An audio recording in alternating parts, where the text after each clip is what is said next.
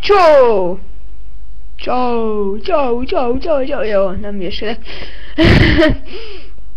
Na hát már erről fogunk beszélni. Erről lejjebb is nem tudom, hogy itt látni. Na, látjátok Coca-Coláról. És mindenféle fasság, ami a hátuljára van írva. Hát először azt szóltam ki, hogy el voltunk a mamámmal a boltba, és azt mondta, láttam, el vagyok, aftán van, aztán így nem tudok rendesen pofázni, azért csúszik néha a szám. És akkor láttam ott 100 forintért kólát, és az volt ráírva, hogy kóla ízű.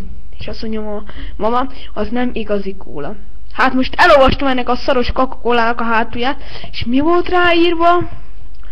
Kóla ízű szénsavas üdítőital. Kóla ízű! Hát bazd meg!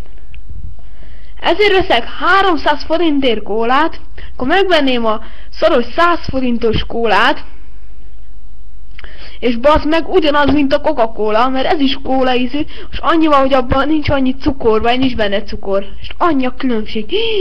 Hát bazd meg, kóla ízű szénsavas üdítőital, aki ezt nem hiszi el, nézze meg a Coca-Colás, rá van ragasztva az a geci szar, és oda van írva, hogy kóla ízű szénsavas üdítőital. Hát ez hihetetlen. Na, csak ennyit akartam mondani.